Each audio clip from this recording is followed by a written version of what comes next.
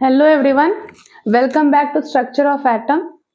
In the last classes, we have discussed about Bohr's model, and from that we have come to know about valency and valence shell.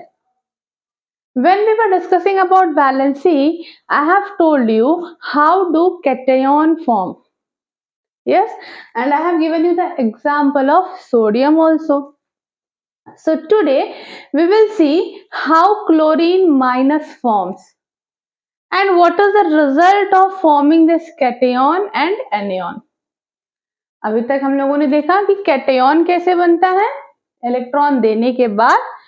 आज हम देखेंगे कि anion कैसे बनता है जब कोई एलिमेंट इलेक्ट्रॉन लेता है, फिर उसके बाद आयोनिक बॉन्ड कैसे बनता है। Okay, so today let us see the formation of anion. Formation of anion. So, as you all know that atomic number of chlorine is how much? 17. Yes, atomic number of chlorine is 17. So, how do we write its electronic configuration? It is written as 1s2, 2s2, 2p6, 3s2 and 3p5. Yes, 1s2, 2s2, 2p6, 3s2 and 3p5. Now this 1s2 is your K shell, 2s2, 2p6 is your L shell and 3s2, 3p5 is your M shell. Now see what is its valence electron. I have told you that the number of electrons in the outermost shell or in the valence shell is called valence electrons. So here see which is your valence shell, M is your valence shell. So how many electrons do it have in M shell? That is 7. So valence electrons are 7. Now that means chlorine has 7 electrons in its valence shell. So it need one more electron to get stability, because I have told you that having 8 electrons in its outermost shell is said to be octet configuration. Having 8 electrons in its valence shell is said to have octet configuration and it makes the atom stable. अगर किसी भी element के last shell में 8 electrons हो तो वो element stable होता है। ये सारा खेल स्टेबिलिटी का है। Every element tries to get stability by having 8 electrons in its outermost shell. तो अब ये क्लोरीन के पास 7 इलेक्ट्रॉन है। It has 7 electrons. तो इसको स्टेबिलिटी के लिए कितने चाहिए? 8 चाहिए। यानी ये एक इलेक्ट्रॉन या तो ले ले तो इसके पास 8 इलेक्ट्रॉन हो जाएगा और ये स्टेबल हो जाएगा, या फिर ये सातों के सातों इलेक्ट्रॉन किसी को दे दे। तो कोई 7 इलेक्ट्रॉन क्यों किसी को देगा? So what it will do? It will try to get 1 electron from any other element. Okay. Suppose in your examination 27 is your passing marks and you have scored 26. So you need just 1 mark for the stability to pass. Then what you will do? You will search your whole paper. किसी भी तरह teacher को convince करेंगे कि ma'am half marks दे दीजिए ताकि आप पास हो जाएं। इसी तरह क्लोरीन को भी एक इलेक्ट्रॉन चाहिए पास होने के लिए, स्टेबल होने के लिए। So it will try to get that 1 electron. And when it tries to get that electron and it will gain 1 electron, then it will be having now 18 electron. अगर इसने किसी से एक इलेक्ट्रॉन मांग लिया और इसके पास वो एक इलेक्ट्रॉन आ गया तो इसके पास कितने इलेक्ट्रॉन हो जाएंगे?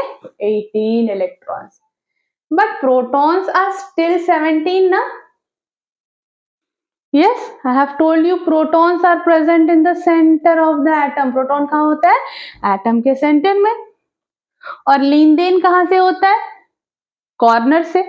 कॉर्नर में कौन होता है? इलेक्ट्रॉन. तो क्लोरीन एक इलेक्ट्रॉन तो ले लिया, लेकिन प्रोटॉन तो उसके पास 17 ही है. That means 18 minus charge and 17 plus charge. So now it gets a charge upon itself and that charge is minus and hence it forms Cl minus. And this Cl minus, any element or any species which has negative charge upon themselves, अगर किसी के ऊपर minus charge आता है then that element, that ion is said to be anion. This is how anion is formed. In the last video we have saw how this cation was formed. Now this is how anion is formed. So why to form anion or cation? To get the stability. Electron लेने की या electron देने की जरूरत क्या है? Stable होने के लिए. To get stability. और ये स्टेबल कब होता है? जब उसके वैलेंस शेल में यानी आउटर मोस्ट शेल में, लास्ट शेल में 8 इलेक्ट्रॉन्स हो, then it becomes stable. Now I have been telling you that every element has equal number of electron and proton. So what is this electron and proton? Let us see now how it decides the atomic number of an element. So first of all you should know what is atomic number. So atomic number is denoted by the letter Z. What is atomic number? Atomic number is denoted by the letter Z. And this Z is equal to number of protons or number of electrons in a neutral atom. In a neutral atom. Neutral atom means the atom which has neither taken nor given the electrons. ऐसा atom जिसने ना electron किसी से लिया है ना electron किसी को दिया है, that is neutral atom. And in that neutral atom equal number of protons and electrons are present, and that is called the atomic number of the element. अगर एक एलिमेंट ने इलेक्ट्रॉन दे दिया या ले लिया तब उसका एटॉमिक नंबर क्या होगा? That is number of protons. Why? Because protons are present in the center of the atom ना. हमने क्या देखा था? एक एटम है जिसके बीच में न्यूक्लियस है और इलेक्ट्रॉन्स चारों तरफ रिवॉल्व कर रहे हैं, है ना. तो प्रोटॉन कहाँ है? Center of the atom. Where is electron? Electron is in the shell revolving around the nucleus. तो जब शेयरिंग होता है आप किसी के बीच में से जाके कोई चीज नहीं निकाल सकते ना. किसी के घर में घुस के उसके बीच में से कोई चीज चुरा के नहीं ला सकते. कहां से लाना है? यहां से लाना है. That is valence shell. इसीलिए इलेक्ट्रॉन का ट्रांसफर होता है, प्रोटॉन का नहीं. Because protons are present in the center and electrons are present in the shell.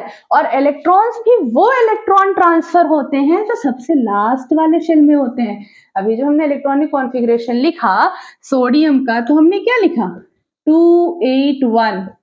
ये 1 इलेक्ट्रॉन को देता है. which is present in its last shell. ऐसा नहीं कि यहाँ पर 8 इलेक्ट्रॉन्स है सेकेंड वाले शेल में से, इसमें से मेरी मर्जी है मैंने एक इलेक्ट्रॉन निकाल लिया इसको यहीं पे छोड़ दिया. This is not possible. The transfer of electron takes place from the valence shell, outermost shell. तो क्योंकि प्रोटॉन एलिमेंट के बीच, एटम के बीच में होता है, इसीलिए प्रोटॉन का ट्रांसफर नहीं होता. किसका होता है? इलेक्ट्रॉन का होता है. तब एटॉमिक नंबर कौन डिसाइड करता है? Number of protons in an atom. What is atomic mass? This is atomic number. Now what is atomic mass? It is denoted by the letter capital A. Atomic mass या mass number या atomic weight जो भी आप बोलते हैं, that is denoted by the letter A. अब ये क्या है? जब हमने बोर्स मॉडल पढ़ा था तो उसमें हमने देखा था कि that whole mass is concentrated at the center. एक एटम का मास पूरा कहां पर कंसेंट्रेट होता है? सेंटर ऑफ द एटम में. ऐसा क्यों? क्योंकि ये जो प्रोटॉन और न्यूट्रॉन जो होते हैं एटम के सेंटर में, वो इलेक्ट्रॉन्स से 2000 टाइम्स हेवियर होते हैं. 2000 times. Proton is 2000 time heavier than electron. एक प्रोटॉन इलेक्ट्रॉन से 2000 टाइम्स हेवियर होता है. और न्यूट्रॉन का मास भी प्रोटॉन के से सिमिलर होता है, मतलब अप्रोक्सीमेटली सेम. तो जब प्रोटॉन और न्यूट्रॉन दोनों एटम के सेंटर में हैं, तो इनके सामने इलेक्ट्रॉन का वेट क्या है? नेग्लिजिबल. सो इसीलिए whole mass is concentrated at the center of the atom. तो एटॉमिक मास कैसे डिसाइड होता है? Atomic mass A is equal to Z plus N. Z क्या है? अभी हमने देखा एटॉमिक नंबर. एटॉमिक नंबर यानी नंबर ऑफ प्रोटॉन्स. मतलब वेट कौन डिसाइड करता है? नंबर ऑफ प्रोटॉन और नंबर ऑफ न्यूट्रॉन्स. दोनों को ऐड करने के बाद जो वैल्यू आती है दैट इज एटॉमिक मास. जैसे कि हमने देखा सोडियम, जब आप पीरियोडिक टेबल पढ़ेंगे तो उसमें देखेंगे सोडियम का एटॉमिक नंबर कितना है? 11 और एटॉमिक मास कितना है? 23. इसका मतलब क्या है? इसमें कितने प्रोटॉन है? 11 और प्रोटॉन प्लस न्यूट्रॉन कितने हैं? 23. मतलब सोडियम के अंदर 11 इलेक्ट्रॉन होता है, 11 प्रोटॉन होता है और 12 न्यूट्रॉन होता है. इलेक्ट्रॉन और प्रोटॉन के नंबर इक्वल होना कंपल्शन है, लेकिन ये कंपल्शन नहीं कि न्यूट्रॉन का नंबर भी प्रोटॉन के बराबर. This is regarding atomic mass. So this atomic number and atomic mass, they both are the most important significant which decides the formation of bond. यही एटॉमिक नंबर और atomic mass यही decide करता है कि कौन सा एलिमेंट किससे bond बनाएगा, क्यों बनाएगा और कैसे आइसोटोप बनाएगा, कैसे आइसोबार बनाएगा. So I think this one is clear for everyone for today. In the next class, we will discuss about isotopes and isobars. I think you all have liked this, and if it is so, kindly like, share and subscribe.